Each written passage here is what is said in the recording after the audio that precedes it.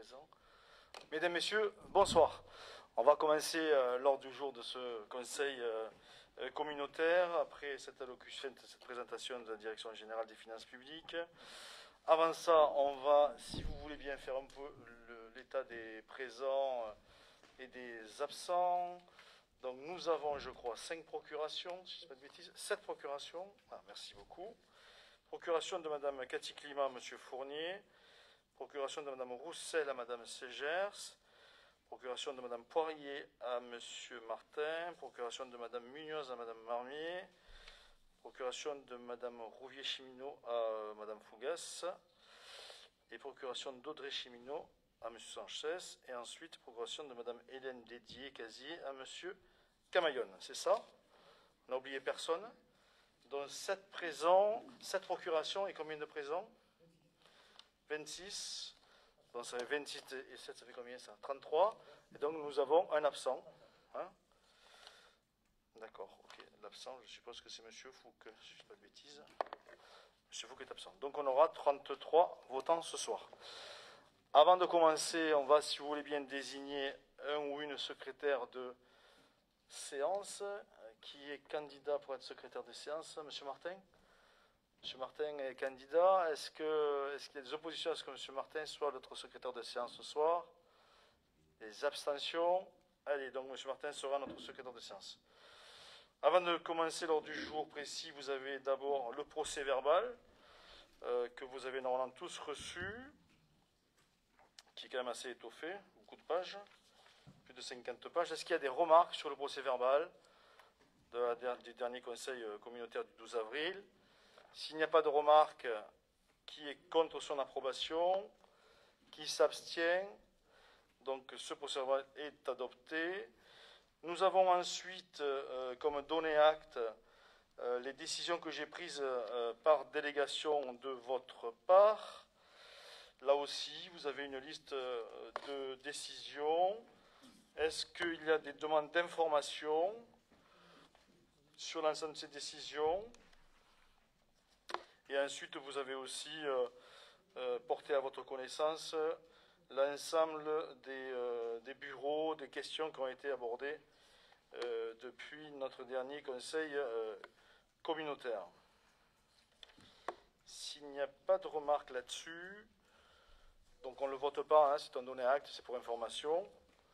On va passer à la première décision, la première délibération qui concerne une convention entre la communauté de communes, la ville de Beaucaire et la région, qui concerne en fait un ajustement, une délibération qui fixe, puisque maintenant on a le coût total du pôle échange multimodal de Beaucaire, donc qui fixe les participations, et notamment bien sûr la nôtre, puisque si vous vous rappelez bien, on était sur le reste à charge après les subventions de la région et de l'État, parce que je crois qu'on a demandé aussi, je crois, un financement de l'État, mais pour 2284 € 282 entre la ville et la communauté de communes.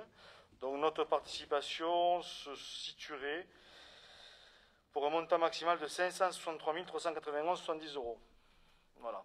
Donc je crois qu'il y a aujourd'hui ou hier, il y a eu un comité technique, aujourd'hui, cet après-midi, un comité technique est là. Je sais que nos services ont participé à ce comité technique, ça avance. Donc est-ce que quelqu'un veut prendre la parole là-dessus? Allez-y. Non, rapidement, effectivement, ça suit son cours, puisque le plus long est évidemment d'avoir toujours les retours de la SNCF qui met beaucoup de temps à répondre, puisqu'il y a plusieurs directions à la SNCF et deux entités différentes qui chacune sont propriétaires de certaines parcelles. Donc c'est ça qui complique toujours les réponses, ça met plusieurs mois à chaque fois. Mais là, donc, on avait une réunion effectivement aujourd'hui en présence de la communauté de communes, de la région et de la commune et de la SNCF. Donc voilà, les travaux seront bien terminés fin 2022 comme c'était prévu et ils démarreront au premier trimestre 2022. La phase 2, hein, parce que la phase 1 est déjà terminée, c'était la phase sous maîtrise d'ouvrage SNCF. Donc c'est un projet qui est évalué quand même à, je ne l'ai pas dit je crois dans mon allocution, mais c'est quand même 2 343 000 €, hein, 173. Donc c'est quand même un projet important, hein, donc qui est porté aujourd'hui sur notre territoire. Alors s'il n'y a pas d'autres interventions, je vais passer aux voix. Qui est contre cette convention? Qui s'abstient? Donc on adopte cette convention à l'unanimité. Ensuite, nous avons une délibération qui concerne notre régime indemnitaire, qui concerne notre RIF7, qui concerne les techniciens territoriaux. Vous savez, pour ceux qui sont passés à ce régime indemnitaire, les textes d'application sont toujours en cours, et donc nous aujourd'hui on a des techniciens territoriaux, c'est ça qui arrive, un technicien territorial, et donc il faut adopter cette grille entre l'IFSE et la part CIA pour ce poste de travail. Est-ce qu'il y a des remarques là-dessus?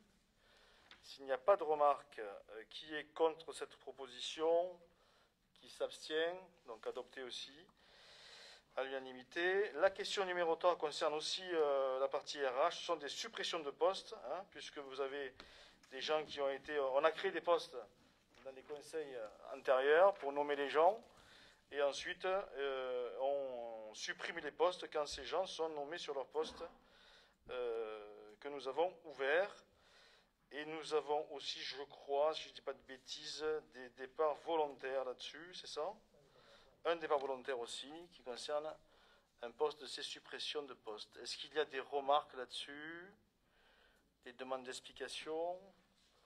S'il n'y a pas de demande d'explication, qui est contre cette proposition? Qui s'abstient? Donc 15 abstentions sur cette délibération qui est approuvée à la majorité. Nous avons ensuite une signature concernant une entente entre les EPCI et les syndicats du Gard pour la gestion et l'élimination des déchets ménagers. Vous savez qu'on en a déjà beaucoup parlé, notamment concernant l'évolution du coût du traitement des déchets ménagers. On a une entente sur l'ensemble du département qui est en train de se formaliser pour essayer d'avoir d'abord des mutualisations, essayer de réfléchir ensemble sur d'autres mesures, d'autres points de traitement de déchets notamment, et pour voir si on pouvait travailler en concertation. Il y en a par exemple qui traitent, je vois le président du SRE à ma droite, il y a des gens qui traitent très peu le mobilier par exemple, tout ce qui est encombrant, qu'on brûle, alors qu'on pourrait le valoriser, qu'il y a des filières qui valorisent. Il y a des différents traitements concernant les déchets verts, là aussi on a des différentes filières de traitement. Donc c'est pour un petit peu tout ça et pour être un petit peu aussi unis concernant le fameux plan régional du traitement et de gestion des déchets ménagers, puisque maintenant c'est au niveau régional. Et vous savez qu'il y avait cette polémique sur le deuxième four de Nîmes, que la région ne voulait pas et que la ville ne voulait pas, mais finalement aujourd'hui on manque d'exutoire. Et parfois on appelle au secours, enfin on crie, nous, certains élus crient au secours sur des monopoles de Veolia ou de Suez, parce qu'il faut en parler comme ça. Maintenant, et c'est vrai qu'on a très peu d'exutoires et de modalités de traitement. Voilà, donc c'est une entente. Alors, pour nous, il y a un petit volant quand même financier, puisque nous, ça va nous coûter quoi, 2500 €, 3000 €, c'est ça, à l'année? C'est ça? Environ 3000 €, je ne sais plus le volant je crois que c'est dans la convention. Vous avez une participation de 0,25 centimes, c'est ça? Par habitant, à la tonne. Donc voilà, donc on crée une entente. Moi j'ai fait déjà 2 réunions, enfin on a fait déjà 2 réunions avec l'ensemble des EPCI et des syndicats de traitement. Voilà, est-ce qu'il y a des demandes d'autres explications, des interventions là-dessus? S'il n'y a pas d'intervention, donc qui est contre la signature de cette entente? Qui s'abstient? Donc on approuve à l'unanimité. Ensuite nous avons une question 5, c'est le vote de la dotation de solidarité communale ou communautaire, je ne sais plus comment je l'appelle moi, c'est le communautaire? Toi tu l'appelles communautaire, monsieur le directeur, et nous on l'appelle communal, pas vrai Gilles? Donc nous on l'appelle communal, bon, c'est traditionnel, c'est pour fixer la reversion de cette DSC, puisqu'on avait voté une DSC provisoire, et donc maintenant on sait exactement, avec le FPIC là, on sait exactement la DSC que nous allons verser à chaque commune dans le tableau qui vous a été donné dans le cadre de la délibération. Voilà. Est-ce qu'il y a des observations là-dessus? S'il n'y a pas d'observation, qui est contre cette proposition? Qui s'abstient? Donc adopté aussi à l'unanimité. Ensuite, la question 6 concerne une décision modificative qui concerne la ZAE Mérarde. Alors vous avez pu le voir, c'est un petit peu des ajustements de crédits, c'est pas beaucoup, c'est des crédits de 1800, 940, 1240. Ah, c'est les ports, ça. Non, c'est les ports. Non, là, c'était quoi? C'était uniquement pour faire... Sur Mirage, c'est juste une réaffectation de crédit entre l'article 35-55 et le 33-55. C'est juste comptable. Juste comptable, mais ça impose une DM. D'accord. Il n'y a rien qui change. Hein. Et puis, voilà. Est-ce qu'il y a des observations là sur Mérard? Pas d'observation. Qui est contre cette proposition? Qui s'abstient? Adopté à l'unanimité. Ensuite, nous avons une décision modificative sur le budget des ports. C'est celle que je regardais en fait. Qui était une décision modificative qui est vraiment alors, à la marge. Hein.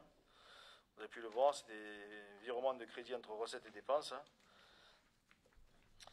Est-ce qu'il y a des observations là-dessus? Pas d'observation. Alors, qui est contre cette proposition? Qui s'abstient? On adopte cette proposition aussi à l'unanimité. Nous avons la question 8, une petite décision aussi modificative qui concerne le très haut débit. Ben là, on affecte des crédits un petit peu hein, sur des investissements, puisque on a toujours des demandes, on paye toujours des raccordements à volo entre le très haut débit, vous savez, de nos zones d'activité. Donc, on a toujours une demande qui traîne ici ou là. Donc, c'est pour avoir la capacité de le faire dans le cadre budgétaire. Donc, c'est 30 000 €. Est-ce qu'il y a des demandes d'intervention là-dessus? Pas de demande d'intervention. Qui est contre cette proposition? Qui s'abstient? Adopté. Ensuite, nous avons une décision modificative qui concerne le budget principal. Alors, on a essayé de vous le détailler, et puis si vous avez besoin d'explications, demandez. Je crois qu'il y a c'est fait pour quoi déjà ça, monsieur le directeur, dites-nous. Sur le budget principal, en fonctionnement, c'est pour prendre en compte la réalité du pic que l'on va recevoir, de 2014, etc. C'est une subvention d'équilibre pour le budget environnement, parce que comme on a mis la priorité sur la propreté urbaine, on a plus de frais que prévu en propreté urbaine, c'est le budget principal qui refinance à hauteur de 52 000 €. Et on fait un virement à la section d'investissement pour 168 000, qui concerne principalement les subventions d'équipement pour l'association syndicale des embranchés ferroviaires pour la remise en service de l'embranchement fer à la zone industrielle de Domitia à Beaucaire, donc qui sera aux alentours de 40 000 € sur l'année 2021 et en principe 40 000 € de plus en 2022. Ça, vous savez qu'on avait pris la gestion de la CEF à la place des privés qui étaient dans la zone, hein, à parité avec la CNR. Hein. Tout à fait. Et donc, du coup, maintenant, c'est à nous de le financer. Hein. Exact. Et puis, vous avez aussi un plan de sécurité, cybersécurité de 40 000 €. Cybersécurité, donc mais qui est équilibré par une subvention de l'État. France Relance, on a 40 000 € de dépenses et de recettes, on est financé par l'État à 100% pour améliorer la cybersécurité des systèmes d'information de la communauté de communes, avec des sociétés spécialisées en la matière. Des ajustements pour la maison médicale de Beaucaire et un petit peu Bellegarde également pour ajuster par rapport à l'évolution du prix, la prolongation des délais d'exécution et la forte hausse du prix des matières premières pour accompagner les entreprises. Et principalement des régularisations pour la réintégration des terrains de la zone de la Salicorne qui avait été racheté par le budget principal il y a une dizaine d'années grosso modo, qui était un budget annexe, mais il faut que comptablement on le réintègre pour les 195 000 € sur le budget principal, qui est la principale dépense de régularisation en fait, écriture budgétaire uniquement. Et ceci est financé par le virement de la section de fonctionnement. Bon, après, c'est des opérations aussi patrimoniales, là. C'est des opérations d'ordre, oui. C'est des opérations d'ordre qui concernent notamment nos bâtiments, hein, vous avez pu le voir. Hein. Donc, Jonquière, l'Halle de sport de Jonquière-Saint-Vincent, vous avez tout le centre de congrès, vous avez pôle associatif et le centre de congrès aussi, mais ça, c'est plutôt en recettes. Mais ça fait de grosses sommes, mais c'est vrai que ce que l'on paye à la SP, l'article 238, en dépenses, on le repasse un peu plus tard, ce même article, en recettes pour l'annuler, et on le représente en dépenses au 23-17 opération d'ordre. Donc ça oblige à des jeux d'écriture assez conséquents, mais financièrement, il n'y a aucun impact. Voilà. Est-ce qu'il y a des remarques, des demandes d'explications supplémentaires là-dessus, sur cette décision modificative? L'évolution du pic, est-ce qu'elle est elle augmente, elle est stable, elle est comme ça? Ouais. Il y a, je ne sais plus combien il y a de critères qui prennent en compte pour le calcul du FPIC au niveau de l'État, mais on essaie de l'évaluer chaque année. Mais on est, nous, sur le flux du rasoir, on est pour l'instant bénéficiaire net de très peu, mais on est juste sur les différents critères. Donc, on n'est pas assez riche ou pas assez pauvre, entre guillemets, donc on s'en tire plutôt bien, mais c'est de très peu. Donc, il ne faudrait pas grand-chose pour que nos critères à nous étant plutôt positif, on passe de l'autre côté et qu'on devienne débiteur net à ce moment-là. Parce que pour l'instant, c'est positif pour nous, pour l'instant. Oui, pour l'instant. Alors qu'il y a des collectivités où ils sont contributeurs du FPIC, plus que bénéficiaires. Donc nous, pour l'instant, on ne s'en tire pas trop mal. Nos voisins du Pont du Gard. Voilà, nous, pour l'instant, on ne s'en tire pas trop mal. Alors, qui est contre cette proposition? Qui s'abstient? Donc 15 abstentions. Adopter la majorité. Nous avons ensuite une décision modificative qui concerne l'environnement et qui là concerne essentiellement le service propreté, hein, c'est ça? C'est-à-dire qu'on met des crédits supplémentaires, on envoie un peu de... Ben c'est normal, hein, parce que c'est l'environnement... Enfin, la propreté urbaine ne peut pas s'équilibrer avec la TOM, donc c'est une subvention du siège hein, qui équilibre le budget propreté. Et donc vous voyez qu'il y a des achats de prestations, c'est notamment les prestations supplémentaires que nous avons mis en place, et quelques frais concernant les indemnités et changements de résidence de 2 agents, pour 52 000 €, et elle s'équilibre en fonctionnement à 52 000 €. Concernant l'investissement, vous avez, vous avez pu le voir, c'est des petits critères, donc notamment il y a un aménagement qui est transfert, hein, c'est ça qu'on fait sur Fourques. Sur Fourques, un aménagement qui est transfert sur Fourques pour 15 000 €. Et ensuite, vous voyez des bordures sur la déchetterie de Bellegarde et un peu de vidéosurveillance sur la déchetterie de Beaucaire, pour l'essentiel de l'investissement.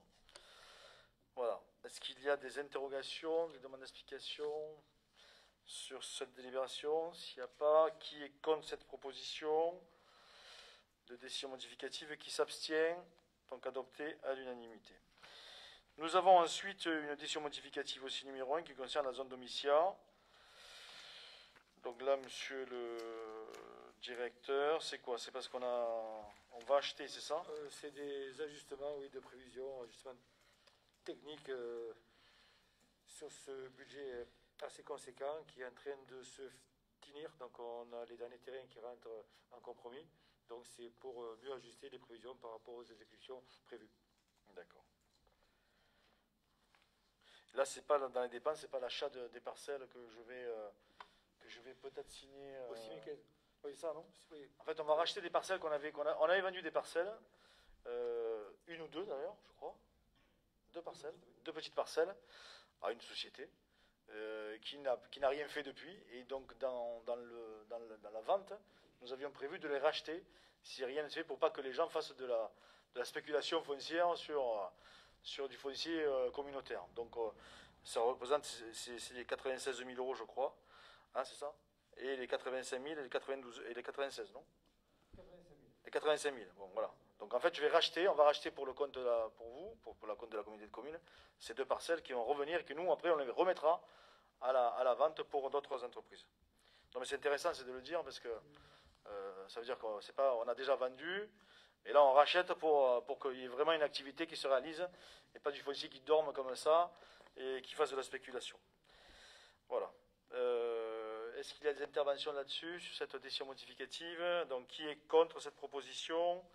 Qui s'abstient? Donc à l'unanimité. La question numéro 12, on la retire, puisqu'apparemment il y a un petit changement, puisque nous, au niveau des charges sociales, c'est ça? On a eu une notification qui n'est pas prise en considération dans cette décision modificative, c'est Voilà, ça? on a demandé à bénéficier d'une exonération des charges sociales comme c'était prévu par l'URSSAF l'année dernière. Donc on en a bénéficié en 2020. L'URSSAF n'a pas trop dit à ce moment-là. Ils ont vérifié si la communauté commune pouvait en bénéficier pour les employés de droit privé qui bossent sur l'office du tourisme. La sentence est tombée aujourd'hui. On ne peut pas bénéficier de cette réduction de charges sociales employeurs. Donc il faut qu'on fasse le rappel rétroactif sur l'année 2020 qui fait environ 20 000 €. Et c'est les 20 millions qu'on avait prévu de réaffecter. De l'enlever, de le remettre sur la Donc il y aura une mission. prochaine DM en décembre pour de rajouter les 20 000 euros sur le chapitre 012 et repayer ce qu'on doit à l'URSSAF. On ne peut que regretter que les mesures d'accompagnement économique ne bénéficient jamais à nos salariés de droit privé.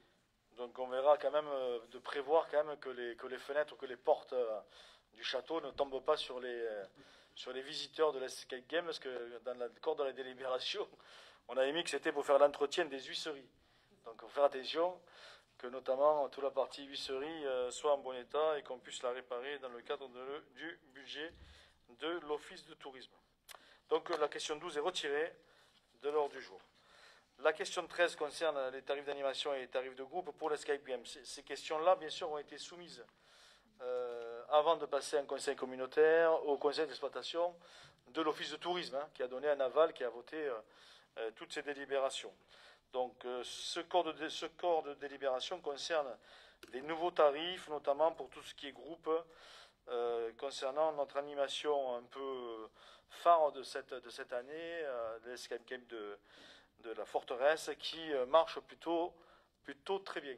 Donc on a vraiment un succès. Ça permet en même temps de faire visiter notre patrimoine du château, et ça permet aussi de faire visiter aussi le musée, puisque tout le monde passe par le musée avant d'aller faire le jeu de la forteresse. Et je crois que c'était le Graal, c'est ça? C'était le Graal, voilà. Donc on vous propose d'avoir des tarifs adaptés en fonction des groupes. Est-ce qu'il y a des observations là-dessus, sur ces tarifs, animation? Pas d'observation. Donc qui est contre cette proposition? Qui s'abstient? 15 abstentions, donc adopté à la majorité.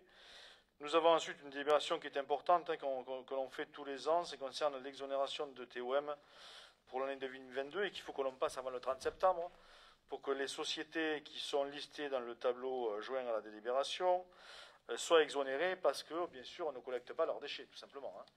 Donc nous avons une liste de professionnels pour lesquels nous exonérons de TOM puisque nous ne collectons pas leurs déchets et qu'ils ont des filières de déchets organisées pour leur société. Voilà. Est-ce qu'il y a des demandes d'explication là-dessus? S'il n'y a pas de demande, qui est contre cette proposition? Qui s'abstient? Donc on adopte cette proposition à l'unanimité. Ensuite, il y a concernant le budget de l'assainissement non collectif, du SPANC, des admissions en non-valeur. Et on voit apparaître là encore, vous savez, vous vous rappelez cette fameuse taxe de 38 euros, de 32 puis de 38 euros, que l'on faisait payer aux gens tous les ans, pour ceux qui avaient des assainissements non collectifs. Et donc c'est des admissions en non-valeur, c'est-à-dire qu'après poursuite, on n'a pas trouvé, enfin le trésorier payeur n'a pas trouvé la possibilité de récupérer ces 32 euros. Depuis longtemps, ces taxes annuelles ont disparu, puisque maintenant on fait une taxe qui est un peu plus chère, mais qui dans le temps c'est tous les 6 ans ou tous les 8 ans. Je ne confonds jamais, mais c'est 8 ans, tous les 8 ans. Les gens ont obligation de faire un diagnostic de leur assainissement non collectif, et je crois que la taxe est autour de 180 euros. 174 euros. Alors 174 euros précisément, voilà. Donc cette taxe-là, donc là on admet en non-valeur, c'est 3 taxes pour 108 euros. Est-ce qu'il y a des observations là-dessus? S'il n'y a pas d'observation, qui est contre cette proposition? Qui s'abstient? 15 abstentions, adopté à la majorité. Ensuite, on a aussi des admissions en non-valeur qui concernent là le service environnement. Bon, c'est des gens, pareil, qui n'ont pas, qu'après poursuite, après tout le travail du comptable public, n'a pas pu récupérer pour notre compte. C'est 30 euros, c'est une redevance de 30 euros. Est-ce qu'il y a des observations là-dessus? S'il n'y a pas d'observation, qui est contre cette proposition? Qui s'abstient? 15 abstentions, adoptées à la majorité. Ensuite, nous avons la demande de subvention à l'État concernant notre chef de projet Petite Ville de demain. Ça, c'est bien sûr parce que l'État, vous vous rappelez que Petite Ville de demain, c'est 2 communes, une communauté de communes. Donc aujourd'hui, c'est le réceptacle, c'est la communauté de communes qui percevra cette subvention. Et ensuite, nous, la communauté de communes, on versera à la perception de la subvention la quote-part, la moitié-moitié, on avait dit, moitié avec la communauté de communes et moitié pour la ville de Beaucaire, puisque finalement, le projet Petite Ville de demain sur notre territoire va être accompagné par 2 techniciens, un technicien qui est employé de la communauté de communes et un technicien qui est employé aujourd'hui par la ville de Beaucaire. Donc quand nous aurons la subvention, on partagera, entre guillemets, ce qu'on avait dit d'ailleurs, on partagera la subvention avec la ville de Beaucaire. Donc on fera une délibération ultérieure pour apporter ce financement à la ville dans le cadre de sa participation au contrat Petite Ville de demain. Voilà, donc là, ce qu'on demande à l'État de nous donner la subvention. Est-ce qu'il y a des demandes particulières là-dessus? Et je crois qu'on a une réunion d'ailleurs bientôt avec les villes, la communauté de communes là-dessus pour lundi. Ah, je dis bientôt en effet. Pour parler de ce projet et commencer à travailler là-dessus, notamment sur l'opération de revitalisation du territoire qui est obligatoire dans le cadre de ce contrat, le fameux ORT. Alors, qui est contre cette proposition? Qui s'abstient? Donc on adopte cette proposition à l'unanimité. Nous avons ensuite la question 18 qui est la clôture de l'opération de réhabilitation et d'extension du centre culturel Georges Brassens à Fourques. Et donc, par cette délibération, nous demandons à la SPL de clôturer cette opération et de nous reverser le trop perçu, entre guillemets, qu'elle a dans ses comptes, à la communauté de communes pour une valeur de 23 297,44 €. Est-ce que j'ai bien dit les choses? C'est bien ça? Je ne suis pas trompé. Est-ce qu'il y a des observations là-dessus? S'il n'y a pas d'observation, qui est contre cette proposition? Qui s'abstient? Adopté à l'unanimité. Ensuite, j'ai 2 questions qui se sont rajoutées. Alors, vous les avez eues, ces questions? Donc, il faut d'abord qu'on soit d'accord pour les ajouter à l'unanimité. Ah, elles étaient rajoutées dans la délai réglementaire. Bon. Alors, d'accord. Alors, bon, elles ne sont pas non plus, c'est pas des questions fondamentales. Enfin, fondamentales. Si je dis ça, Myriam va me massacrer. Mais, excuse-moi, Myriam, c'est pas ce que je voulais dire. C'est important. La question 19, c'est une subvention complémentaire au Club Taurin, puisque nous avons fait une manade de plus. C'est ça pour la finale, Myriam, une subvention qui est de oui, c'est ça, 200 et quelques euros, c'est ça? 250 €. Puisque chaque 250 €, voilà. D'habitude, on a 3 manades par course, et comme on faisait une finale, il y a 4 manades. Donc, il faut attribuer 250 € de plus au Club Taurin pour payer, bien sûr, ce manadier. Très bien. Donc, si vous en êtes d'accord, on va adopter cette subvention supplémentaire au Club Taurin, le 5 francs de 250 €. Alors, qui est contre cette proposition? Qui s'abstient? Donc, adopter à l'unanimité. Et ensuite, c'est une demande de subvention, ça on ne peut pas être contre, une demande de sous. On refait en fait un bilan financier de l'atelier relais de Bellegarde, parce qu'on avait déjà délibéré là-dessus. Mais là, c'est le financement, enfin, c'est le tableau financier final, c'est ça? Et on voit que les travaux sont d'un montant de 264 287,53 €, et la communauté de communes finance 198 407,53 €, et normalement, l'État doit nous donner une subvention je dis bien normalement, de 65 880 €. Est-ce qu'il y a des observations concernant cette demande de subvention? S'il n'y a pas d'observation, qui est contre cette proposition? Qui s'abstient? Donc adopté aussi à l'unanimité. Et est-ce qu'on a fini? Alors, est-ce que tout le monde a signé? Ne partez pas, s'il vous plaît. Ne partez pas, il va y avoir... Oui, Myriam. Monsieur le Président, si vous me le permettez, je vais faire une petite synthèse sur l'Office tourisme, la saison touristique. Ah oui, vas-y. Voilà. Tant qu'on signe. Voilà. Donc, fréquentation à l'accueil de l'Office de tourisme, juillet-août 2021, 3208 personnes, soit 22% par rapport à 2020 et 3% par rapport à 2019. Donc, on a retrouvé la fréquentation d'avant crise sanitaire. Clientèle française en 2021, 89% et 11% étrangère. C'est à peu près la même chose que l'année dernière. Et en 2019, on était à 77% françaises et 23% étrangères. Le site internet qui a été renouvelé l'année dernière, donc en 2021, on a 79 000 visiteurs, alors qu'en 2020, on n'en avait que 47 000, donc une progression de 64% en 2 ans. Les rencontres de la Terre d'Argence, 15 activités proposées en collaboration avec 9 prestataires du territoire. En 2021, près de 1300 participants, activités entre le 15 juin et le 15 septembre. En 2020, on avait 668 participants et en 2019, 206 participants. Les activités plébiscitées en 2021, les apéros panorama, 857 personnes, visite de la manade du Rhône, 149 personnes, et une nouveauté cette année, goûter à la chèvrerie de Valabrègue, 101 personnes. Et un petit mot sur notre escape game qui a été mis en place le 1er juillet et qui se termine le 1er novembre. Donc bilan de juillet et août, nous avons déjà eu 1947 joueurs.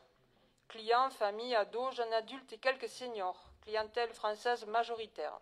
Voilà pour le petit bilan de l'Office de tourisme. J'en profite pour remercier Valérie Parère, notre directrice, et toute l'équipe de l'Office de tourisme, bien sûr, pour la qualité de leur travail et leur professionnalisme dont ils ont fait preuve durant toute la saison. Voilà. Merci Myriam. Et on a fait, pour ceux qui étaient présents au dernier conseil d'exploitation, finalement, ça a bien travaillé. Je veux dire, la situation économique, ça a bien travaillé comparé à la situation de 2020, hein, puisque en comparaison avec 2019, 2021, enfin, oui, comparé à 2019, je crois que c'est plus 3%. Hein, je me rappelle de mémoire, plus 3%, donc plutôt des professionnels prêts à travailler. Oui. Oui, Monsieur le Président, je voudrais changer de sujet. J'aurais une question. Vous savez que nous allons passer au ramassage des OM de nuit sur Beaucaire. Ah oui. Donc ça devrait commencer vendredi. Oui, le premier. Oui, je voudrais juste savoir la com qui a été faite. Parce que pour le moment, dans la ville, personne n'est au courant de quoi que ce soit. Alors là, la com, on a fait la com en partenariat avec la ville, puisque nous avons fait des affiches avec la ville sur le 1er octobre. Hein.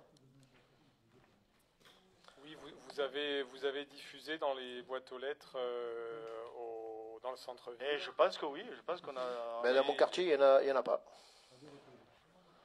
Mais votre quartier est concerné par la collecte du 1er octobre Square et 7, oui. Ouais.